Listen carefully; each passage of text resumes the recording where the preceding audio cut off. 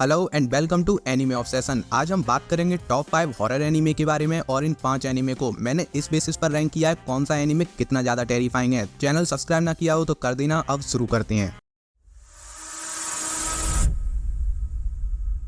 Number 5 पर आता है 90% लाइक्स के साथ 2021 का एनीमे मिरीको चैन। एक दिन अचानक से ही मिरीको को कुछ ऐसी चीजें दिखना स्टार्ट हो गई जो इस दुनिया के बाकी लोग नहीं देख सकते। भूत दिख रहे हैं उसे। हालांकि मीको को इससे कोई प्रॉब्लम नहीं होनी चाहिए क्योंकि थे तो वो कल तक भी इसी दुनिया में। फर्क बस इतना था आज वो उन्हें देख पा रही है तो उसे उनसे कोई खतरा नहीं होना चाहिए। लेकिन अगर उन भूतों को पता लगा मीको उन्हें देख पा रही है तो प्रॉब्लम हो जाएगी। वो मीको को मार देंगे। तो अब मीको के पास एक ही चॉइस है, उसे अपने आसपास हो रही सारी चीजों को ऐसे इग्नोर करना होगा जैसे उसे कुछ दिख ही नहीं रहा। फिर चाहे कोई मॉन्स्टर किसी इंसान को अंदर से खा रहा हो या किसी की बॉडी पर बैठा हो या फिर वो मीको के साथ उसके बेड पर सो रहा हो। लेकिन इस सब के साथ देखने वाली बात होगी मीको तब कैसे इन मॉन्स्टर से डील करेगी जब ये मॉन्स्टर उसके फ्रेंड या फैमिली को नुकसान पहुंचाने वाले होंगे। क्या तब भी वो इन्हें इग्नोर कर देगी? और यार ये हमारी लिस्ट का एक ऐसा हॉरर एनीमे है जिसमें कॉमेडी भी है एंड कुछ ऐसे मूवमेंट्स भी हैं जो तुम्हें सीधे दिल पर हिट कर जाएंगे। लास्ट में इतना ही कहूंगा, अगर पहले कभी हॉरर नहीं देखा तो तुम इससे शुरुआत कर सकते हो। ये एनीमे तुम्हें क्रंची रोल पर देखने को मिल जाएगा। नंबर 4 पर आता है 89% लाइक्स के साथ 2018 का एनीमे डेविलमैन क्राईबेबी।